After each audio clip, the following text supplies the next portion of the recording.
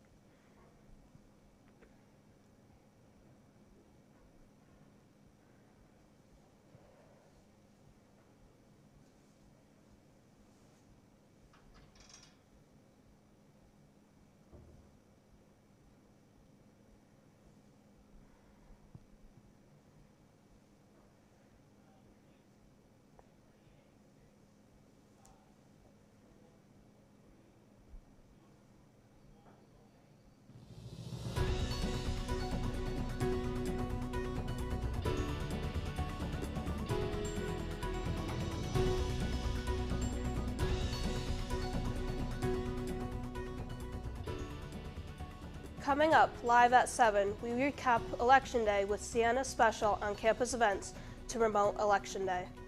And we take a look at Siena's Grad Expo this past week as students planned for their future. Good evening, everyone, and thanks for joining us. I'm Zoe Stoddard. Election Day 2025 in New York and Virginia, major governor races took place. This year, governor's races in Virginia and New Jersey, the mayor's race in New York City, and a California vote that will tee up next year's high loom large as voters cast ballots in the day's top races. Karen Kafa is in Washington with a look at Tuesday's key votes. Governor's races in Virginia and New Jersey, the mayor's race in New York City, and a California vote that will tee up next year's high-stakes congressional elections headline Election Day 2025. With a large population of federal workers impacted by the Trump administration's downsizing of the government workforce and the current shutdown, Democratic Virginia candidate for governor and former Congresswoman Abigail Spanberger has tied Republican Lieutenant Governor Winsome Earl Sears to President Donald Trump and his policies to try to boost her campaign. In New Jersey, Republican gubernatorial candidate Jack Ciattarelli, who was endorsed by Trump, has framed himself as a Jersey guy while trying to cast his opponent, Democratic Congresswoman Mikey Sherrill, who moved to the Garden State after her Navy career, as an outsider. And in New York City, Trump urged voters to support former New York Governor Andrew Cuomo over Democratic nominee Zoran Mamdani. Mamdani, a Democratic socialist, has zeroed in on the cost of living in the city, which has resonated especially with young and social media savvy voters. Cuomo, who lost to Mamdani in the Democratic primary and is running as an independent, has argued Mamdani, a 34-year-old state assemblyman, is too inexperienced. And in California, voters are considering a plan backed by Democratic Governor Gavin Newsom to reshape the state's congressional map to improve Democrats' chances of winning 5 GOP-held seats in next year's midterms. It's designed to counter a plan signed into law by Texas Governor Greg Abbott that aims to help Republicans win 5 House seats there. Of course, those 2026 midterm elections are still a full year away, but both parties will be looking for insights into how to turn out voters in their favor when control of Congress is up for grabs next November. In Washington, I'm Karen Kafa. Yesterday, in honor of Election Day, students took part in a Polls and Pops event in the Hennepin lobby to celebrate the occasion. Students participated in fun Siena-related polls and received free lollipops in return. There was also a QR code there for students to scan to register to vote if they weren't already registered. CA Kyle Hume hosted the event as he wanted students to learn about new importance of civic and voting duty.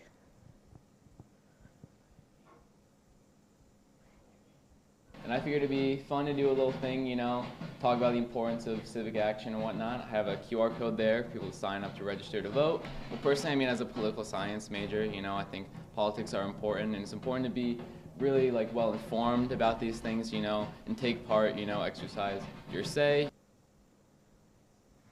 Hume hopes that students will take what they learned at this event and participate in real elections in the future. The ongoing government shutdown isn't just the longest in American history, it's likely the most damaging too. The 2018 to 2019 shutdown, previously the longest on the record at 35 days, was only a partial shutdown, impacting just 10% of government spending, according to data from Goldman Sachs, but this shutdown has derailed from 100% of appropriations. Correspondent Julia Benbrook reports from the White House as the lapse in funding continues. We are now in the longest government shutdown on record, and neither party wants to be blamed for the lapse in funding as Americans feel the impact. Roughly 1.4 million federal employees have not been paid, even as many are still working. Food stamp benefits are on hold for millions, and policymakers are in the dark about the U.S. economy as the release of government data has been stalled. President Donald Trump at least partially blamed the shutdown for GOP Election Day losses. Writing on social media, Trump wasn't on the ballot and shutdown were the two reasons that Republicans lost elections tonight. The next morning, he hosted Republican senators at the White House and publicly admitted he believes the impasse is hurting his party. I thought we'd have a discussion after the press leaves about what last night represented.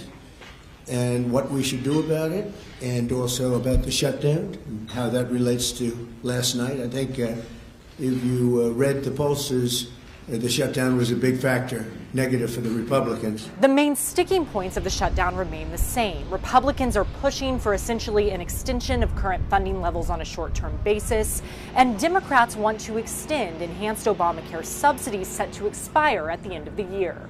Now, we are hearing from two Democratic sources that about a dozen Senate Democrats have privately signaled that they might be willing to support a stopgap funding deal to reopen the government in exchange for a future vote on health care. Negotiations are still ongoing. At the White House, I'm Julia Binbrook. Today was Saints Day in the Saracen Student Union, and Saints Day is a giveaway put on by Student Life. SCTV's Bella Esposado has more on today's special Saints Day giveaway. Today was Saints Day at Siena University, and for Saints Day, students were able to get free tote bags from the SSU. Students were lined up all around to get these free bags. I got to speak with Siena student Emma McKay at today's event to see what she thought about it.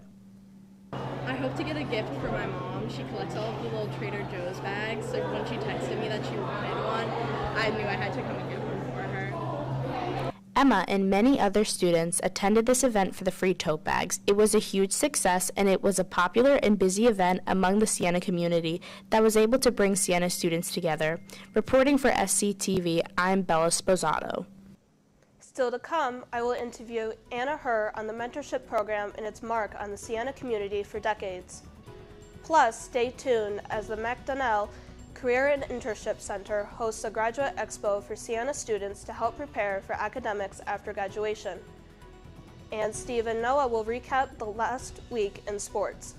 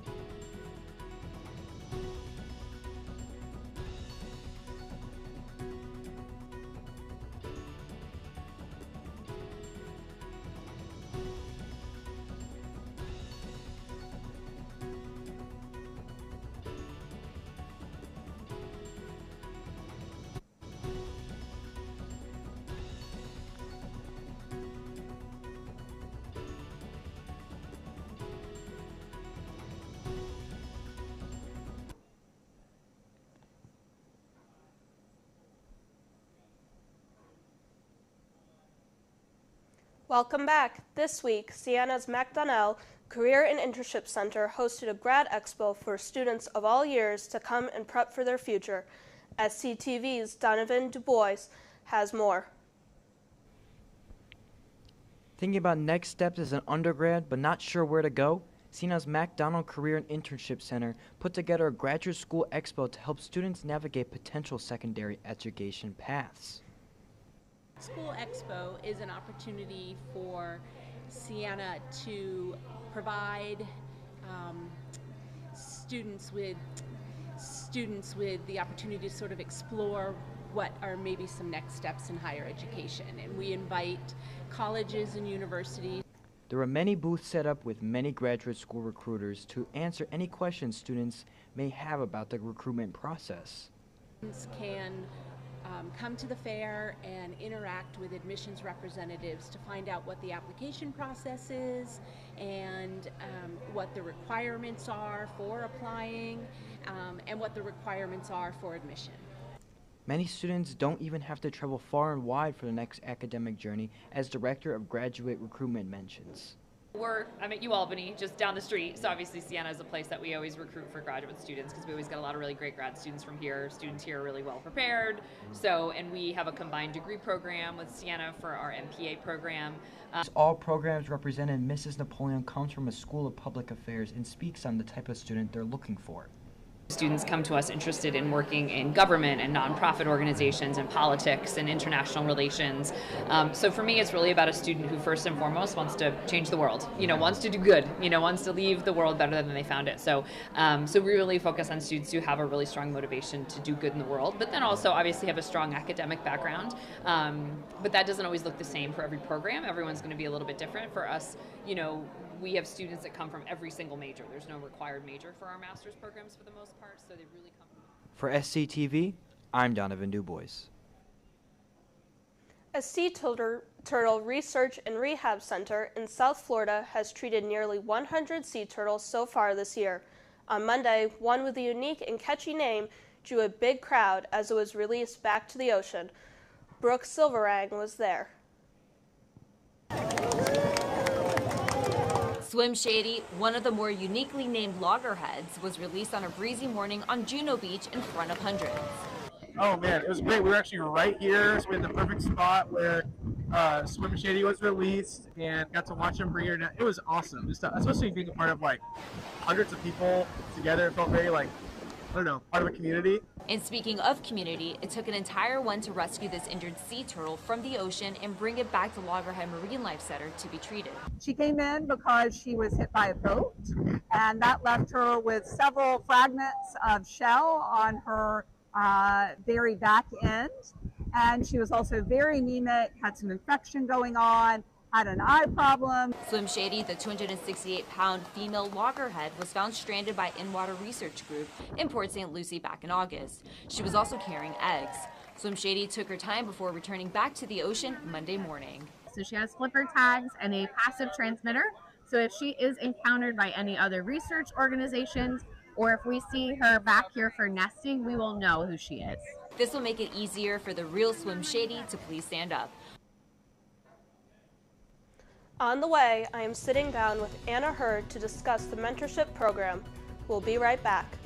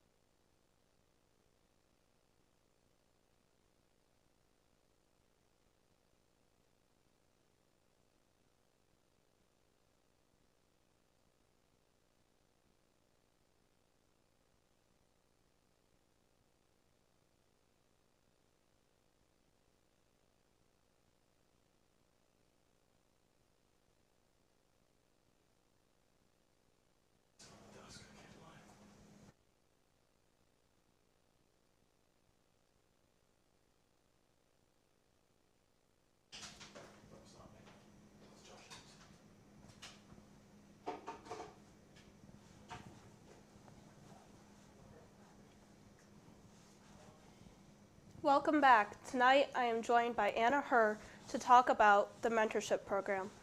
Hi, Anna. Hi, Zoe. Thanks for having me. Thanks for joining me. Tell me a little bit about the mentorship program.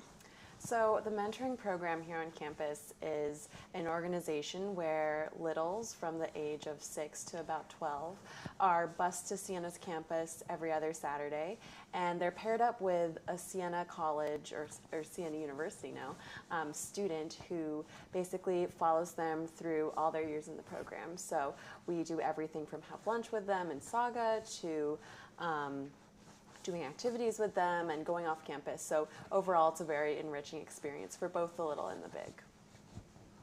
Given the program's 60-year history and its status as the college's first club, what unique traditions are embedded within the mentoring program?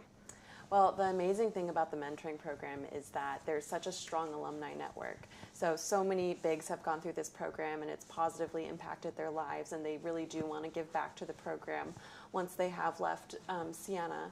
And that their support has allowed us to do so many fun activities with the littles, whether that's going off campus for apple picking or doing our annual Christmas program where we buy all of the littles Christmas presents and do fun activities with them. These littles may not have the traditional Christmas experience or childhood experience overall, and so being able to provide something like that for them has been really meaningful. That's very nice. How might the consistent commitment of 11 to 12 Saturday afternoons influence the depth and resilience of the relationships formed compared to shorter-term mentorship programs? Yeah, so we do meet a great bit during the school year, and like I said before, a little is paired up with a big for their entirety of their stay in the program, and so that really allows for the development of a long-term relationship, and that's really important, especially because a lot of our littles don't come from stable households, or they may be used to a lot of turmoil, and so they don't have that stable adult figure in their life. And so being able to show up every other Saturday and prove to them that we aren't going anywhere and that we will be that constant adult figure in their life is very meaningful, and seeing that relationship build throughout all your years in the program is what really makes it worth it. How many years is the mentorship program? How many years do you normally participate in it? So anyone can join, but typically we have a lot of freshmen join in their first semester of college, and they stay all the way to the end of their senior year. So it's really nice to see both the progression of the little and the big as they grow up together. That's really nice. How does the program's focus differentiate it from after-school programs or other youth initiatives, both in terms of participant availability and the type of activities that they're engaged in? Well, our priority with the mentoring program is not to be an after-school program. We're not going to make them do math or reading or get them to catch up in school in any way. Rather, our focus is on building relationships and enriching their life. And so we really do prioritize activities that will bond littles and bigs, whether that be right here on campus or off campus. But that's not to say we don't want to prepare the littles for real life. We're currently planning a career day where we will have students representing different career paths, and we'll have the littles see what they may be interested in. So I think it's about finding the balance between both preparing them for life beyond elementary school, high school, and everything, but also focusing on building that relationship that they may be lacking. What kinds of activities does the mentorship program normally do off campus? So apple picking is a big one. It's an annual trip to Indian Ladder Farms, and we love to take them to paisans and get food off campus, and we'll also take our bigs off campus too, just as a thank you. So there's a little bit of everything. Given that bigs come from a variety of disciplines, how might the interdisciplinary nature of the mentors contribute to a more holistic or diverse learning experience for the littles? So we have a wide range of students in our program, so ranging from freshmen all the way to seniors, and they come from a variety of different majors, different interests, different hobbies, and we really do try to select mentors who will bring a unique skill set to the group. into the littles. So for example, we just had one of our bigs lead a karate demonstration for the littles, and that was really fun to see them go through all the drills and get some of their energy out. But it's things like that that we're looking for within the mentors to see what they can bring and how they can enrich these kids' lives. So you're looking for specific people to do this? Well, we're looking, we see anyone can join, and everyone has a different major. A lot of our mentors are early childhood education majors, but in general, these are students who just genuinely have a passion for helping their community and helping kids, and that's kind of what ties us together at the end of the day. It's very nice. So anyone can join no matter your major or minor or anything? Yes, that's correct, yes. In what ways might the program structure inherently prepare bigs for future leadership roles, whether in their careers, communities, beyond fostering empathy? Well, it's a really great place to learn problem solving, thinking on your feet, compromising, because something will always go wrong when there's 35 kids in a room. So we have to be really good at mediating conflicts and solving things, and I think that's a skill set that is needed in every profession, and I'm a bio major, so I've learned things that I know I'll apply in my future career, even though I'm not planning to be a teacher or anything like that. So there's a skill set to be found for everyone in the program. Before we wrap up, is there anything else you would like to add? Well, I think everyone should join the mentoring program. I'm just going to say this as a shameless plug. I think it's the best thing that I've joined here on campus, and it's really made my experience meaningful. Thank you. Thank you for joining me tonight. Thank you so much, Zoe. Still to come, sports on SCTV. Steve Jones and Noah Kime take us through this past week in the world of sports. Stay tuned.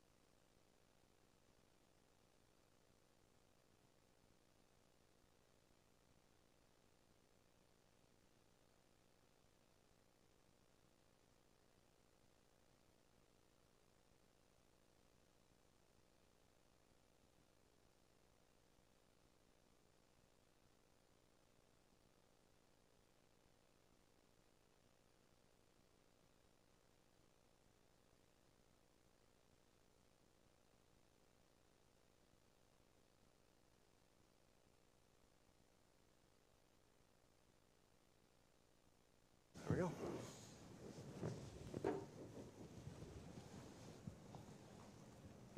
Let's do this.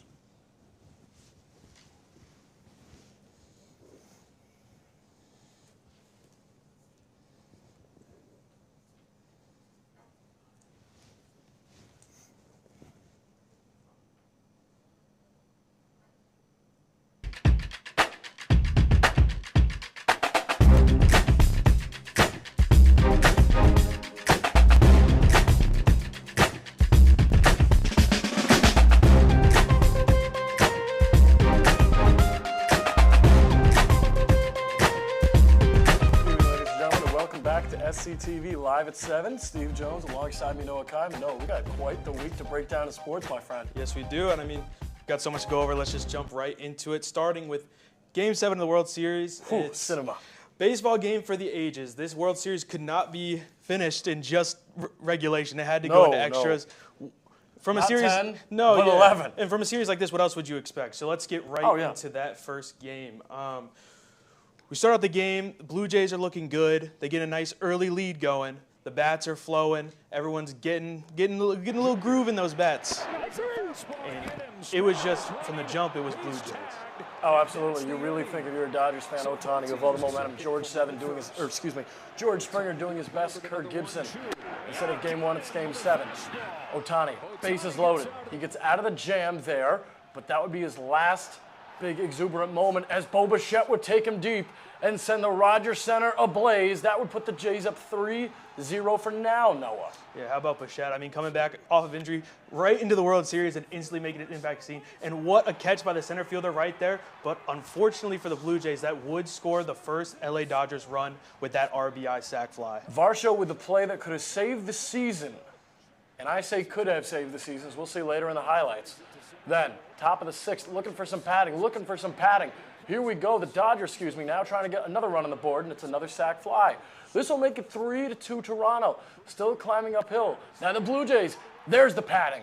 Into right center field. It makes Teoscar Hernandez, the former Jay, go all the way to the wall. Ernie Clement flying around the bases will score with ease. And Toronto goes up a pair, 4-2, Noah. How about the hustle from Ernie Clement right there, getting around those bases. He did not take his time, and the Blue Jays have a nice lead, but here we go, another home run to deep left field. And that gets the Dodgers back, coming from behind. They were fighting from behind the whole time this game, Steve. Now on a big play on a ground ball. Close play at the plate. He's called out on a force. The bases would stay loaded. The big controversy here was Will Smith. Did he get that foot in before the lead runner got his lead left foot in? Then the bottom of the 9th. Crazy play as Andy Pages bumps into Kike Hernandez into the video board too, nonetheless, to make a play that quite literally saved the Dodgers season. What a catch. And then we have the home run from Will Smith to win the World Series in the top of the 11th. This would go on to be the run that won it for the Dodgers. I mean, how much more clutch can you be? You get that clutch force out at home plate the inning prior, and then you get that home run to seal it.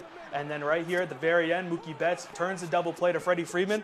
Dodgers go back-to-back World Series champion behind the arm of Shohei Ohtani and Yamamoto. For the first time since the since the late 90s, we have a back-to-back champion in Major League Baseball, despite the success of teams like the Red Sox, the Astros, and the Giants, as well as the Yankees so far throughout the 21st century, Noah. Oh, yeah. And moving on from baseball, that was a great game, but we still got football to talk about. We're in this middle of football season, the prime of football season, and we had one of the rivalries that's been building and building to face off on Sunday night.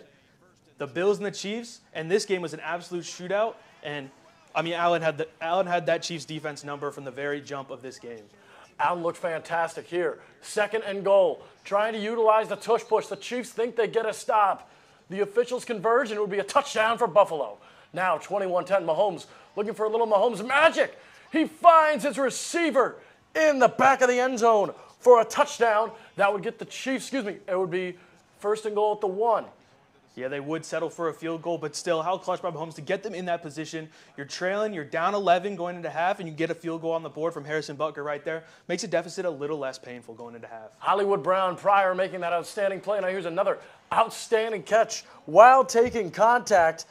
It was a receiver for the Bills, one of their wideouts that got the job done. Then this would propel them up 2 possessions, 28-13, Noah. And when you got a big guy like Josh Allen, I mean, this is 2nd rushing touchdown. I mean, he's got the stature and everything. It's easy to get him in that end zone, but the Chiefs were not ready to roll over. Kareem Hunt scores a touchdown in the red zone to keep the Chiefs within striking distance as this game goes on, but it would not be enough as the Chiefs fall to the Bills 28-21. That is all she wrote. We got another incredible regular season performance from Josh Allen and the Bills as they defeat the Chiefs. Once again, key word in the regular season, Noah. Yeah, I mean, those Chiefs-Bills games are always cinema. I'm sure we might see them in the playoffs this year like we usually do. But as we move on away from Sunday night, we go to Monday where we had another classic rivalry that's been brewing in recent years. My Indiana Pacers faced off against the Milwaukee Bucks in Miles Turner's return to Indiana since leaving this past offseason to go to Milwaukee. As a Pacers fan, I mean, I hated this move for Miles Turner, but I get it for himself. But it was his return, and he started off the game hot. He gets an early block on Aaron Neesmith, his former teammate. He says, "Get that out of here," and then follows that up with a big three-pointer from the elbow of the three. He was getting hot early. Over Neesmith nonetheless, too. The Bucks jumped out to a quick 8-point lead. Then on the ensuing possession, Giannis taking the ball up the floor, 33-13 with the exclamation point. Giannis was everywhere in this game. I mean, he's everywhere in every game, but this game especially, taking advantage of the Pacers. I mean, a roster riddled with injuries at every position. He was ready to impose his will on this Pacers team, regardless if they were healthy or not. He was not holding back. The two big men, Isaiah Jackson and Giannis, both three-pointer from Giannis right there. How about that? You know he's feeling himself when he's shooting threes like that. They both had a double-double, and in that regard, you can't call Giannis a big at that point. The Pacers would hang around on the back of Pascal Siakam, keeping them in this game. And it was a close one throughout. The Pacers fell down late in the second half, but started to chip away at that lead like the Pacers always do. And then in the clutch moment, the Milwaukee Bucks put the ball in the hands of their best player, Giannis, backing down Neesmith, fade away. He calls game. I mean, a brutal loss to the Pacers, who have been struggling as of the beginning of the season with all their injuries. This would have been a great game for them to steal, but unfortunately, they were not able to because that man Giannis is just ridiculous. What an exciting sequence of 30 seconds. A tough bucket from Siakam, and then the game winner from Giannis. Oh, yeah. And as we move on, yesterday, I mean, trade deadline yesterday in the NFL, we had some big news. My Indianapolis Colts made a blockbuster trade going after Jets star cornerback Sauce Gardner, giving up 2 first-round picks and A.D. Mitchell. How do you think about that trade, Steve? Well, Sauce Gardner now is going to be the leading cornerback and the leading defensive back for the Colts, Noah. Arguably the best DB room in the NFL now. You got Kenny Moore, Sauce Gardner, and Travarius Ward when he comes back from injury reserve. I mean, the Colts are looking for a Super Bowl run. They have the momentum, sitting at 7-2 right now with arguably the #1 MVP candidate right now in Jonathan Taylor. They are looking to really take a hold of this AFC and go win a Super Bowl for those fans. I haven't seen one since 2007. Absolutely, and real quick for those of you who are unaware, Knicks T-Wolves coming up in just a little bit over on ESPN. Anthony Edwards is healthy tonight and will play in the Garden. Should be a show. Jalen Brunson, Anthony Edwards, you got star power in that game. But that'll do it for us tonight. SCTV Live at 7. Thank you for joining us. Follow us on Instagram at Siena Communications TV, or you can find us here on the Siena Communications Program YouTube page. Have a good night.